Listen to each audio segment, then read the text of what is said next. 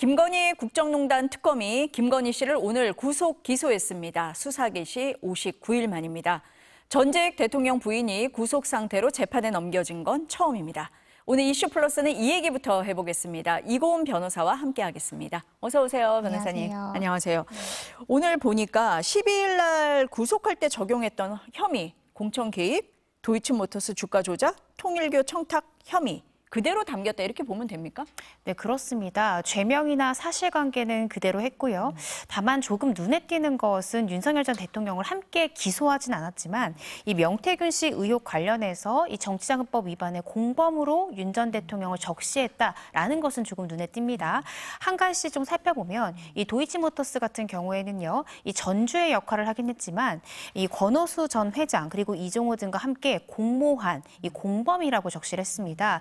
사실 그간이 서울 고검이랄지 아니면 중앙지검에서 도이치모터스 관련해서 김건희 여사가 수사받았을 때는 전주 등의 역할로 이 주가 조작의 방조범이 아니냐라는 혐의를 받았고 그것에 대해 불기소 처분을 받았죠. 그런데 특검에서는 단순 방조범이 아니라 전주 역할을 하긴 했지만 권오수 전 회장 등과 함께 큰 그림을 그리고 공모를 했던 공범으로 기소했다라는 점에서 조금 더 높은 형량이 구형될 가능성이 있고요. 또 명태균 씨 의혹 관련해서는 윤석열 전 대통령과 공모를 해서 이 명태균 씨로부터 2억 원 상당의 무상 이 여론조사를 혜택을 받고 이 김영선 전 의원의 이 공천에 개입했다라는 의혹으로 기소가 됐고요. 마지막 건진법사 통일교 같은 경우에는 이 전성배 씨와 공범 관계로 적시가 됐습니다. 그래서 이 전성배와 공모해서 이 통일교 전 간부로부터 약 8천만 원 상당의 금품을 수수했다라는 이 특가법상의 알선수재 이렇게 총 3가지 혐의로 구속 기소가 됐습니다. 지금 변호사님 설명을 들어보니까 특검에서는 김건희 씨가 굉장히 이 모든 혐의에 있어서 적극적으로 개입을 했다 이렇게 보고 있는 거네요. 네, 그렇습니다. 이 단순 주가 조작 방조범에서 공범의 지위까지 끌어올렸고요. 또 이 명태균 씨 의혹 관련한 이 정치자금법 위반도 윤 전 대통령과 공범, 그러니까 대통령과 같은 지위의 공범으로 봤다라는 것을 통해서 앞으로 그리고 향후 진행될 수사 과정에서도 이 김건희 씨의 실제 역할이나 수행 내용이 거의 윤석열 전 대통령과 동등한 지위에서 영향력을 행사했다라는 취지로 수사할 가능성이 굉장히 높을 것 같습니다. 특검에서 오늘 구속 기소를 하면서 범죄 수익 10억 3천만 원에 대해서 추징 보전 청구를 했다라고 했습니다. 범죄 수익을 특정을 했네요. 예. 네, 그렇습니다. 이 주가 조작 관련해서도 실제 전주 역할을 하면서 김건희 씨가 취득한 이익을 특정했습니다. 약 8억 1천만 원 정도의 부당이득을 취득했다라고 적시를 했고요. 또 명태균 씨 관련해서 무상으로 여론조사를 받았던 그 비용도 약 2억 7천만 원 상당의 무상 여론조사를 혜택을 받았다라고도 봤고 또 통일교 관련해서도 약 8천여만 원의 금품을 수수했다라고 정확히 그 금품과 부당 이득의 액수를 특정함으로써 불법으로 취득한 범죄 수익인 약 10억 3천만 원을 추징 보전 청구를 함께 기소했습니다. 오늘 특검이 김건희 씨를 구속 기소하면서 윤 전 대통령을 함께 추가 기소하는 거 아니냐 뭐 이런 관측도 있었는데 그러지는 않았고 변호사님 말씀은 공범으로 적시를 했다고 하면 이후에는 추가 기소까지 갈 수 있다 이렇게 봐야 됩니까? 네, 그렇습니다. 윤석열 전 대통령과 공모해서 명태균 씨 등과 결국 무상으로 여론조사를 제공받았다라고 본 것은 시간의 문제일 뿐 윤석열 전 대통령 또한 이제 곧 기소를 할 것이다라고 보여지고 기소하기 전에 한 번 더 윤 전 대통령에 대한 소환 요구가 있을 가능성이 있다라고 읽어볼 수 있고요. 물론 요구한다고 해서 윤 전 대통령이 출석에 쉽게 응할 것 같지는 않지만 일단은 시간적 간격을 두고 윤 전 대통령에 대한 기소 여부가 결정될 것 같습니다. 김건희 씨 같은 경우는 거의 다 진술 거부를 했잖아요. 이럴 경우에는 어떻게 혐의 입증을 합니까? 지금 특검에서는요. 네. 김건희 씨가 진술하지 않는다 하더라도 다른 정황 증거나 관련자들에 대한 진술 그리고 관련자들끼리 주고받았던 문자 메시지 이런 것을 통해서 충분히 혐의 입증이 가능하다라고 판단했기 때문에 사실상 김건희 씨가 특검에는 5회 이상 출석했다 하더라도 어떠한 진술도 하지 않았거든요. 그 진술적 가치, 조사의 가치가 전혀 없음에도 전격적으로 구속 기소했다는 것은 지금 나온 증거 관계만으로도 충분히 혐의 입증이 가능하다라고 본 것 같습니다. 그럼 김건희 씨 같은 경우는 특검 조사에서는 진술 거부권을 계속 썼는데 재판에서는 어떻게 할 걸로 보세요? 사실 재판 과정에서는 피고인이 거의 진술하진 않습니다. 보통 재판 과정에서는요, 이 피고인의 변호사가 이 대다수의 진술들을 하게 됩니다. 그간 조사 과정 중에는 김건희 씨가 전혀 진술하지 않았지만 이 재판 과정은 변호인을 통해서 법리적으로 강력하게 부인할 가능성이 높고요. 그리고 향후 이제 윤 전 대통령 같은 경우엔 재판에 계속 불출석하고 있고 걸석 재판의 형태를 띠고 있지만 저는 김건희 씨는 다른 선택을 할 것이라 보여집니다. 성실히 재판에 임할 것 같은데요. 두 가지 이유가 있을 것 같습니다. 이 첫 번째는 자신이 받는 형량이 윤 전 대통령처럼 무기징역형 이상만 규정돼 있는 내란수계 혐의가 아니라는 거죠. 즉 양형적으로 충분히 판사에게 호소할 필요가 있다는 점이 있고, 두 번째는 병보석을 신청할 가능성이 높은데 보석을 허가받으려면 실제로 질환 자체도 굉장히 중요해야 되지만 보석으로 풀어졌을 경우에도 재판에 성실히 출석을 할 것 같다라고 판사가 확신을 해야 되거든요. 따라서 윤 전 대통령과는 달리 이 재판 절차에는 피고인으로서 성실히 출석할 가능성이 높고 대부분의 발언은 자신의 변호사를 통해서 발언할 가능성이 높지 않을까 싶습니다. 어쨌든 지금 윤 전 대통령은 재판에 전혀 나가고 있지 않은데 김건희 씨는 다를 거다. 네. 혐의가 다르기 때문에 그렇다. 이렇게 보고 계시네요. 지금 기소는 했는데 의혹이 계속 나오고 있잖아요. 어제 또 하나 나온 게 이배용 국가교육위원장 얘기거든요. 특검이 집을 압수수색을 했습니다. 왜냐하면 김건희 일가 집을 압수수색을 했는데 그 안에서 이배용 위원장의 편지가 나오고 금 거북이가 나왔거든요. 뭐 인과관계를 살펴봐야 되기는 하는데 또 다른 매건 매직 아니냐 이런 의혹도 제기가 됐어요. 이 사안은 어떻게 보십니까? 저는 사실 김건희 씨가 명품만 수수했던 것으로 예상을 했었는데 난데없이 금 거북이가 나와서 저도 좀 다소 당황을 했습니다. 그런데 참 의아한 것이 최은순 씨의 이 요양원과 자택 쪽에서 이제 압수수색이 일어났고 그 현장에서 금고가 나왔다는 거고요. 금고는 당연히 압수수색 과정에서 열어봅니다. 그런데 왜 금거북이만 두질 않고 금거북이를 줬을 것으로 예상되는 자필 편지까지 두었을까? 이것을 예상하지 못했었던 건가? 의아할 정도인데요. 일단은 그 해당 편지 자체가 윤 전 대통령에게 당선을 축하한다라는 취지로 현재 특검이 보고 있는 바는 이 해당 편지를 이배용 이 국가교육위원장이 작성한 것이다라고 특검은 보고 있습니다.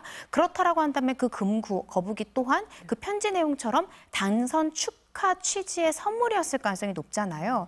특검에서 의심하는 것은 이배용 위원장이 위원장 자리를 이 금 거북이 등 금품을 주고 산 것이 아니냐, 이 매건 매직의 또 다른 하나의 지금 정황들이 아니냐라고 보고 있는 것이고, 이 때문에 지금 이배용 위원장의 자택까지 압수수색한 것이죠. 그래서 이 특검에서는 아마 압수수색물에 대해서 포렌식 등 이 분석을 마친 다음에는 이배용 위원장도 적극적으로 아마 소환 요청을 할 것이고요.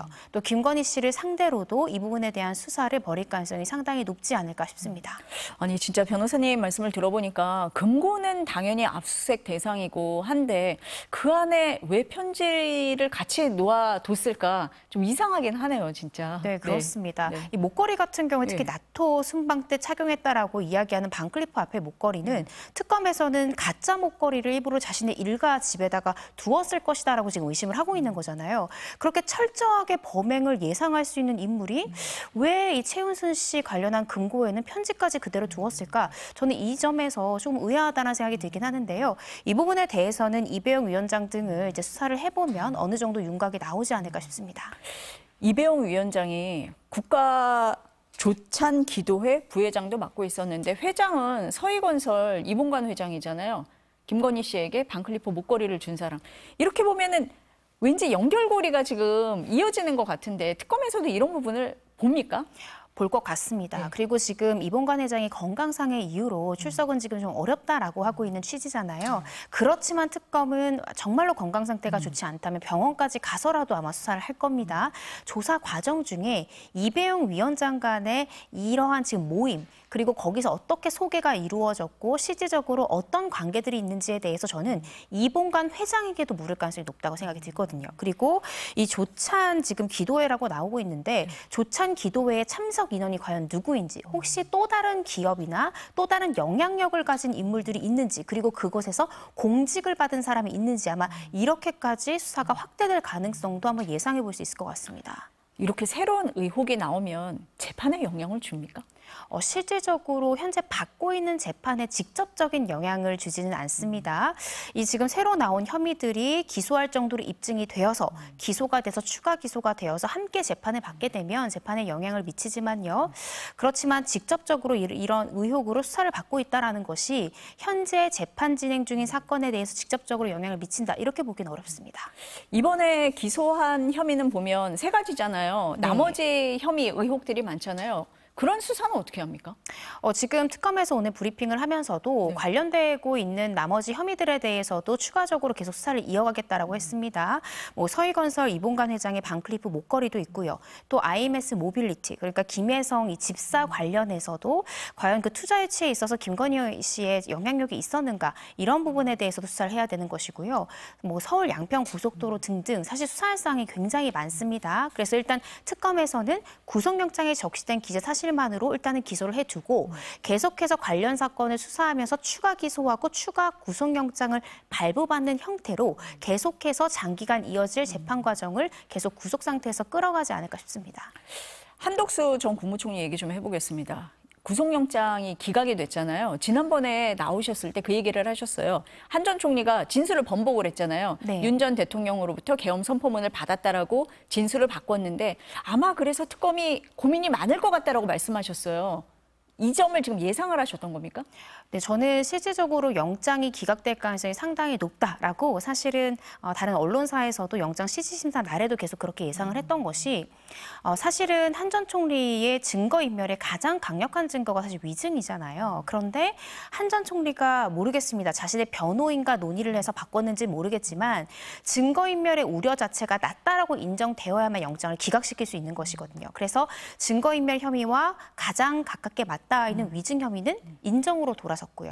실질적으로 영장 실질심사 당시에도 이 특검에서는 이 증거인멸 우려가 높다라는 이유로 그 위증 혐의 관련해서 한덕수 전 총리의 진술이 번복됐다라고 주장했지만 이 부분에 대해서 한 전 총리는 그래서 혐의를 인정했다. 인정했기 때문에 위증 관련해서 추가로 인멸할 증거 없다. 그리고 CCTV까지 모두 확보됐다라고 주장했던 거죠. 보통 혐의를 부인하는 경우에는 증거인멸 가능성이 높다라고 보지만 혐의를 인정하는 경우 거기다가 CCTV라는 움직일 수 없는 물증까지 확보된 상황에서는 사실 추가적으로 인멸할 증거가 없다라고 법원은 판단할 수 있거든요. 그래서 한 전 총리는 이런 부분들을 아마 노려서 위증 혐의만큼은 인정으로 돌아선 것이 아닌가 싶습니다.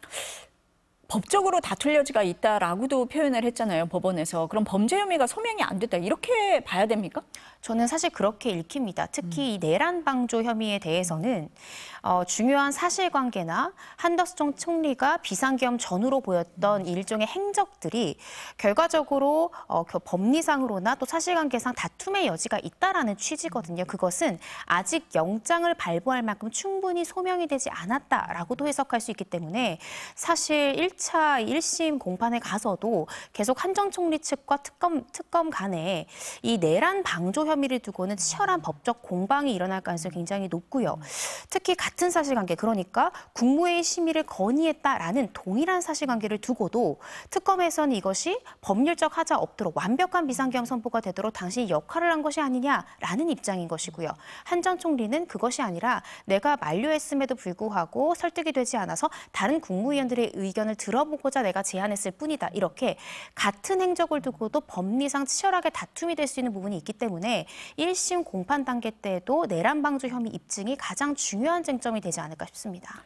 그러면은 특검이 오늘 불구속 기소했잖아요. 영장을 재청구하는 게 실효가 없다라고 본 걸까요? 네, 저는 그렇게 생각이 네. 듭니다. 사실상 방조 혐의에 대해서는 법원에서 혐의 입증이 지금 단계에선 약간 소명 부족이라는 취지로 나왔기 때문에 사실상 더 수사를 벌인다고 하더라도 더 수사에서 취득할 증거가 없다라고 판단한 것 같고요. 때문에 다시 한 번 더 영장 재청구하기보다는 불구속 기소라는 선택을 한 것 같고 이 내란 방조라는 혐의에 대한 입증은 결국 1심 공판 단계에서 우리는 치열하게 입증하겠다라는 전략을 특검이 선택한 것 같습니다. 그러면 내란 중요 임무 종사 혐의를 받고 있는 그런 장관들을 빼고 다른 국무위원들이나 조태용 전 국정원장 같은 경우 수사가 어떻게 될 거라고 보세요, 그럼?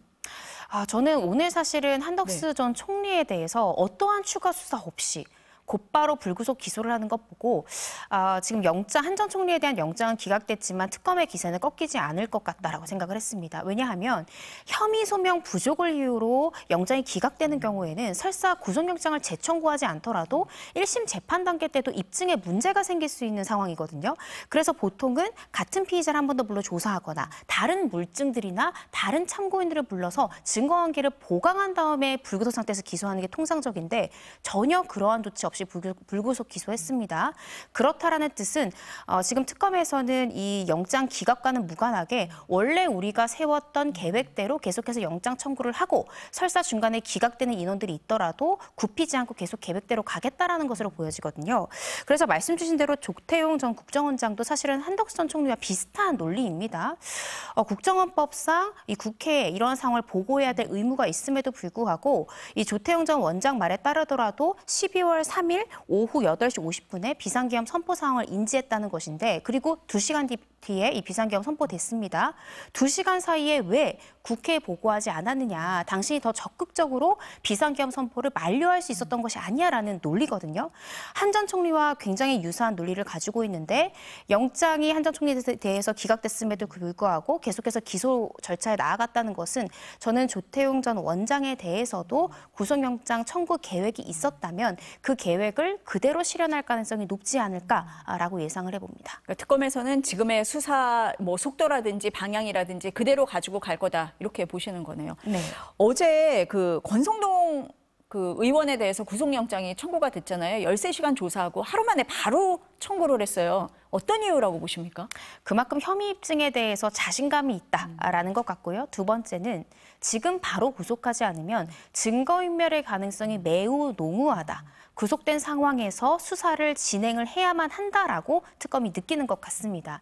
실질적으로 보도되는 내용에 따르면요. 지난달에 권성동 의원에 대해서 압수수색을 단행했죠. 그 과정 중에서 권 의원의 차량 내에서 이 보좌진 명의의 차명폰이 나왔다는 것이고 그 차명폰으로 권성동 의원과 이 건진법사 그리고 이 윤영호 전 통일교 세계본부장과 통화했던 기록들도 나왔고요. 심지어는 윤영호 전 본부장이 처음으로 특검에 출석해서 조사받은 날 권 의원의 보좌진이 윤영호 씨 측의 측근인 줄 알고 전화했다가 택배기사가 전화받았던 그러한 정황까지 나왔습니다. 이것은 수사 상황을 파악하고 공범들과 말을 맞추기 위한 작업을 하려는 것이다라고 특검이 해석할 가능성이 굉장히 높거든요. 그래서 수사가 본격화되면 권 의원은 현역 의원이기 때문에 가지고 있는 힘과 영향력이 대단하다란 말이죠. 그러면 이러한 상황 속에서도 관련자들에 대한 진술을 회유하거나 증거를 인멸할 가능성이 높기 때문에 저는 특검에서 굉장히 빠르게 권 의원에 대해서 구속영장을 청구한 것이 아닌가 싶습니다. 지금 말씀을 하셨지만 현역 의원이거든요. 그래서 네. 회계 중에는 불체포 특권이 있습니다. 본인은 물론 포기하겠다라고 했지만 절차가 진행이 되잖아요. 근데 특검에서 현역 의원에 대해서 청구를 한 건 처음이라서 어떻게 진행이 됩니까? 실질적으로 권 의원은 어제죠. 자신의 SNS에 이것은 정치 탄압적인 수사다라는 취지로 불체포 특권 그대로 포기하겠다라고 이야기는 했지만 그렇지만 법원에서는 영장 실질심사를 앞두고 결국 이 체포동의안 등의 절차를 거치기 위해서 지금 관련된 정식적인 절차를 밟고 있습니다. 아마 표결 절차에도 저는 나설 가능성이 굉장히 높다라고 생각이 드는데 과반수 의원의 출석된 인원에 또 과반수 찬성이 필요한데 현재 여당 관련된 국회의원들 수만 과반수가 넘기 때문에 무난하게 가결될 것 같다는 생각이 들고요. 따라서 체포 동의안에 대해서도 무난히 통과될 가능성이 높고 결국 정식적인 절차대로 진행이 되지 않을까 싶고요. 영장 실질심사 때에도 권 의원이 직접 출석하겠다라고 의사를 밝힌 만큼 아마 법정에서 치열하게 법리, 이 성립에 관해서 이야기를 하지 않을까 싶습니다. 그러니까 특검이라 하더라도 검찰에서 진행하는 거하고 똑같은 절차로 갈 거다 이렇게 보시는 거네요. 네, 그렇습니다. 네. 네. 법이 지금 없는 상태잖아요. 특검에서 해본 적은 없기 때문에 좀 지켜보도록 하겠습니다. 오늘 말씀 여기까지 듣겠습니다. 감사합니다.